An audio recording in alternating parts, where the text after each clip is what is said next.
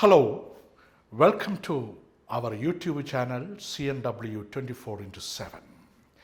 I wish you all the good moments of the day. So this segment or this episode mainly concentrates on an anecdote. An anecdote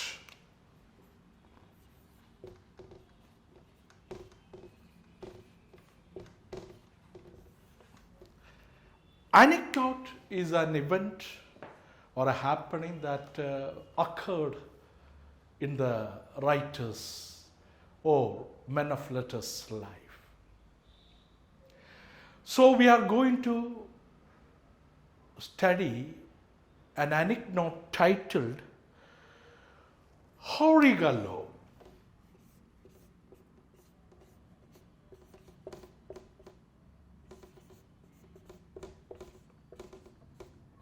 HOREGALLU, written by Sudha Murty. So real life incident she is giving to us. So before starting HOREGALLU, I would like to read about Sudha Murty. She was born in 1950 at Chicago in North Karnataka. An MTech in computer science and teaches computer science to postgraduate students. A prolific writer in English and Kannada. She has written novels, technical books, travelogues, collections of short stories, and non-fiction pieces. HOREGALLU is taken from The Old Man and His God, Discovering the Spirit of India, 2006, and Penguin Books, New Delhi. It is a very interesting anecdote that Sudha Murty is presenting to us. So I will just try to recall what are the previous things we have done. The units titled Flights of Freedom first presents a speech by Christine Legard, 3 years of empowerment, and subsequently comes a poem, Any Woman, by Catherine Tynan. And the third segment of this unit is a story titled Matchbox by Ashapurna Devi. And finally, we are coming to the fourth and the last segment or constituent of the unit, Flights of Freedom, that is HOREGALLU by Sudha Murty. So all these 4 segments of the unit is mainly highlighting women. That's what. So here you must try to understand what is a HOREGALLU which is so prevalent in North India. HOREGALLU is really a flat stone bench, flat stone. So I will just give a description, a flat stone placed upon 2 vertical stones. Placed upon 2 vertical stones. That is what HOREGALLU means. Actually, HOREGALLUs are more prevalent in North Indian villages. Especially such HOREGALLUs were placed under banyan tree or under the shade of the banyan tree, aiming at wearied travelers or wearied travelers or tired travelers with a lot of burden upon their body to come and sit, unburden their loads and sit on HOREGALLUs and to take rest. And nearby, other pots full of water will be kept for the tired travelers to consume water from the pots. Now, let us try to understand that life is a travel or life is a journey. All the human beings in the world are mere travelers with full of loads upon their lives, just like anxieties, worries, stress, tensions, and ups and downs of life. So tears and laughter, good and bad, the mixture of all these burdens are thrust upon all human beings. That is the inner meaning. So here we want certain human HOREGALLUs in our life to unburden all these anxieties, tensions and worries, and to relax our minds and resume our journey freshly. That is what here. So I go for just reading the anecdote by Sudha Murty. Hot summer days remind me of my childhood in a little village. There was a large banyan tree right in the middle of the village, and I would spend many hours playing under it during my holidays. The tree was like a massive umbrella, with its branches providing much needed shade and succor. Travelers spent some time sitting under it and catching their breath before going on their way. To make them comfortable, there was a HOREGALLU under the tree. HOREGALLU literally means a stone that can bear weight. It was a large flat stone placed horizontally over two vertical ones, thus making a stone bench on which anyone could sit and rest a while, chat with a fellow traveler, and exchange news of the road. Cool water would be kept in earthen pots near the bench, and people could quench their thirst before starting their journeys again. I am sure similar simple arrangements can be found in villages all over the country. Actually, the material HOREGALLUs Sudha Murty is finally in the beginning of the anecdote is citing. It's very important for the tired travelers. The HOREGALLU in our village holds special memories for me, as it is inextricably linked with my grandfather. He was a retired school teacher. So listen, that is a very important thing. When she is talking about HOREGALLU, she is reminded of her childhood days and is remembering her grandfather. So grandfather, who is a retired schoolmaster, school teacher, so during his retirement period, he will come out and will spend his time near the HOREGALLU under the banyan tree, where is a field where so many laborers are working in the field. They had to travel a long distance to come to the field, and after the work will have to travel again the same long distance to go back to their homes. So during the break hours, grandfather would be coming and sitting upon, and the laborers will be coming and sharing their problems and worries to grandfather. What grandfather is doing is silently listening to their tensions and problems and anxieties, and sharing gives a kind of solution and relaxation to these laborers. So these laborers resume their journey with a fresh mind and heart, and freshly they start their journey again. So I read the paragraph. Listen. The HOREGALLU in our village holds special memories for me, as it is inextricably linked with my grandfather. He was a retired school teacher and would spend hours every day sitting under the banyan tree and talking to those resting there. When I would get tired of playing, I would sit next to him and observe the people he was speaking to and listen to their conversations. Most of the laborers were villagers taking a break from their work in in the fields nearby. They had to walk long distances each day, carrying heavy burdens on their heads. Tired out by the heat, they would drink the cool water, wash their faces with it, and chat with the grandfather. Their conversation would be about their daily lives and worries. So the next paragraph. So this time, our writer Sudha Murty used to spend her time with the grandfather playing. At times she will listen to grandfather listening to the worries of the laborers working in the nearby field.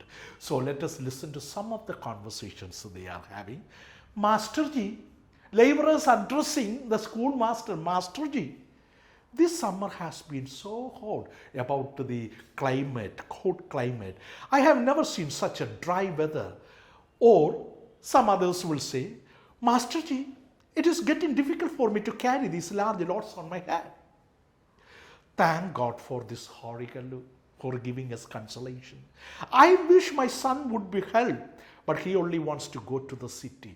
So one of the laborers is sharing his idea. The laborer wanted his son to help him, but the son of the laborer wanted to live in the city. They spoke about the difficulties they lived with. My grandfather could only listen to them, but just talking to him seemed to refresh them for the journey. After some time, they would pick up their burdens with some ease and go on their way. The HOREGALLU was an important feature in their lives, and as a child, I would often not understand why they blessed it so often for being there. After all, it was only a stone bench. It was my grandfather who told me, child, a HOREGALLU is essential in any journey. We all carry our burdens according to our situations and capacities. But every once in a while we need to stop, put down that burden and rest. Only then can we be refreshed enough to pick up the Lord once more. The HOREGALLU gives everyone that opportunity to do so. It helps people regain their strength. That is all. So very important philosophical idea is incorporated in this paragraph. So grandfather is only talking about the material possession of HOREGALLU, the stone bench. Like that, people I just told in the beginning, all people in the world are mere travelers. So our life is a journey. We have to travel from birth to death. So during the journey, we need certain human HOREGALLUs to share our worries and tensions and anxieties and troubles. Then only we can relieve of our burdens and resume our journey again with much freshness and make our journey a successful journey. That is what he is talking about. Then Sudha Murty is mainly talking about the next incident that happened in her life. Later on in life, I got to see something that reminded me of that stone bench once again. Another human HOREGALLU. I was working in Bombay. Now it is called Mumbai.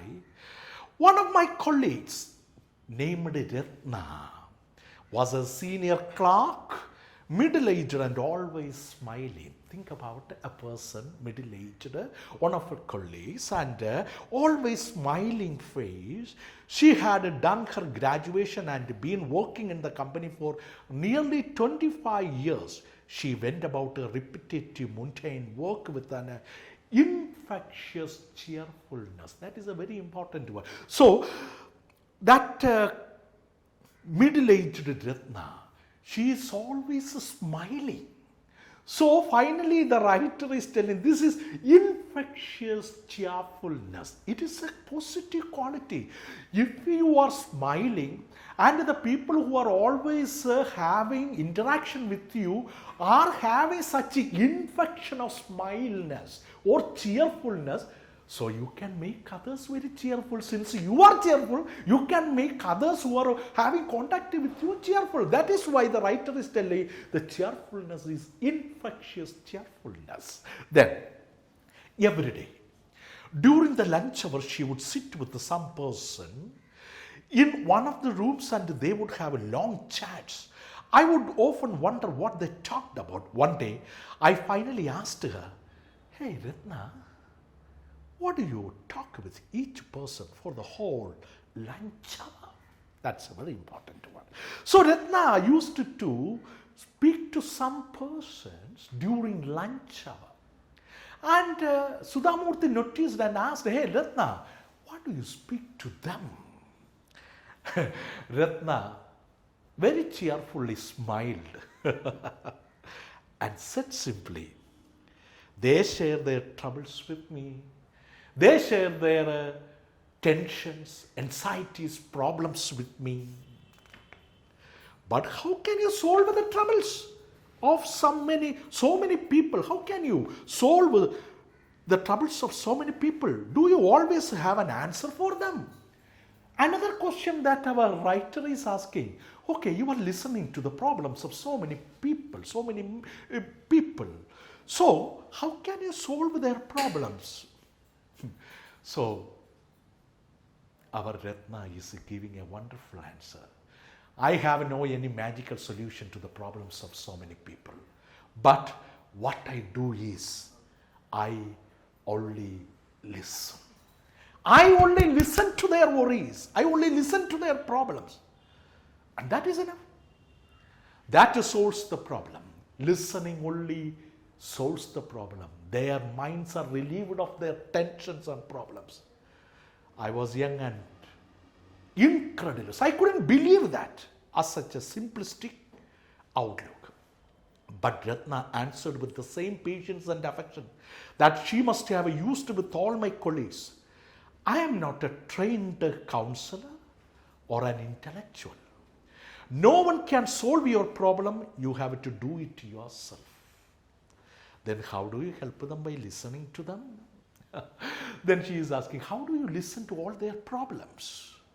So Ratna is telling a genuine fact. God has given me 2 ears to listen to others. I hear them out with sympathy and without any judgment. When a person in trouble or under a lot of strain finds an outlet for his worries, it relieves half his burden. That is why. So very important thing. So actually listening has much significance. And also listening can find out a solution to many problems and anxieties and troubles. We cannot suggest any kind of solution to the problems of many people. But at present, what we are doing, we humans doing, we try to outspeak rather than sitting silently and listening to them. But here, Ratna shows very deft attitude, very neat attitude, that patiently listening to others. Those sharing and listening will relieve the people of their tensions. It is an outlet for relieving their tensions off. Yes. So at this juncture, what we have to do is, rather than being a full-time talker, let us try to be a patient listener. Then we will surely become true HOREGALLUs, human HOREGALLUs for troubled people. Then how do you help them? By listening to them. So that is over. I thought for some time, by listening to this one, the writer is thinking for some time and asked, but don't you ever break the confidence and tell others the secrets you hear even by mistake? Wonderful question. Ratna was very dubious and asked, no, not Ratna was dubious, writer Sudhamurti was dubious and asked Ratna, people share all their confidential matters, all their secrets to you. But won't you by mistake share those confidential matters of others to anybody else? That was the genuine question asked by the writer. Now let us see what Ratna is talking to that one. Not even in my dreams, I consider that to be the worst kind of betrayal. So if Ratna does, that is really the worst kind of betrayal, just like the betrayal of Judas, betraying Jesus Christ for 30 silver coins. So that is a kind of a secret keeping, maintaining a kind of confidence to the sharers. Think about, there is a sacrament called confession in Christian religion. So sinned Christians would find a time to confess to the priest, and they have the confidence that what are the sins that the Christians share to the priest through the sacrament of confession, that the priest will never disclose such secrets to anybody else. So that kind of a confidence Ratna built up in the people who shared their worries and troubles to Ratna. So Ratna is again talking, I don't think there is a greater sin than betraying someone's confidence. They tell me their worries because they know I will never talk about it or gossip about it to another person. Only when they know their words are secure with me can they talk to me freely. This way I relieve their burden for a short while till they are ready to pick themselves up and carry on with their journey. That's all. So the people who share their troubles and worries to Ratna have a confidence that Ratna would never break their promise. Ratna will never disclose their secrets to any other persons. So after having shared all their troubles and worries, their minds are relieved of such worries and troubles. They will resume their journey with renewed, rejuvenated energy and resume their journey very freshly. That is what it is having. Then in the last paragraph, let us see in the anecdote, her words uncannily carved my grandfathers, sitting on the stone bench under the banyan tree, perhaps, in their own small ways without access to great wealth. Both of these people were doing tremendous social work. No one thought of acknowledging their work or rewarding them for it, but they continued to do so, as these acts of kindness gave them joy. If ever now I happen to pass a HOREGALLU in a village, I remember them and wish there were many more of them in this world. You see, finally, Sudha Murty concludes her anecdote by saying that we need more and more human HOREGALLUs like this. And we should inculcate the attitude of patient listening to the troubles and worries of other people. So whenever Sudha Murty passes some HOREGALLUs in her villages, she will remember the two human HOREGALLUs, that is, one is her grandfather, another is her colleague Ratna. And she finally concludes the anecdote by telling that such and such more HOREGALLUs are indispensable or essential or sine qua non in the present century to relieve people who are burdened with so many troubles and worries. And she is finally concluding, let there be more and more human HOREGALLUs to relieve the world of their tensions and anxieties and worries and troubles. Thank you. So we have come across the end of the fourth segment of the first unit, Flights of Freedom. That is an anecdote titled HOREGALLU by Sudha Murty. And here also learners can expect a character sketch of grandfather, character sketch of Ratna, and the significance of HOREGALLUs in each one's life. These kinds of questions can also be expected from this. And also there are certain language practices, just like similes, ornamental, picturesque similes. So, for example, as black as coal, as black as coal.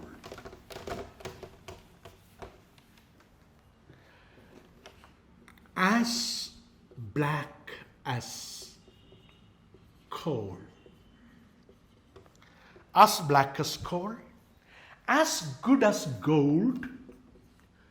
As good as gold.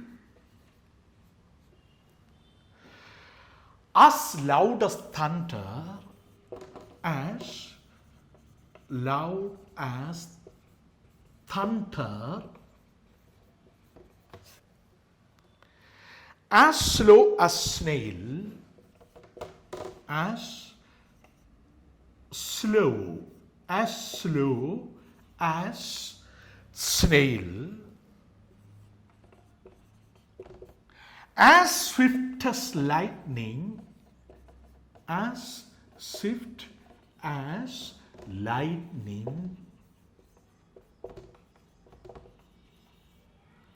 As white as snow. As white as snow. So these are the comparisons or similes which can be used as language practice. Learners will have to go through the exercises given at the end of the lesson and also try to pick up as many as possible similes or comparisons which will enable you attempt all the grammar questions or linguistic questions expected in the question paper. Then review of the story, review of the films, that is also given here. And these are the expected areas of questions. And we will be coming again with more descriptions, interpretations and narrations with other units and segments of the units.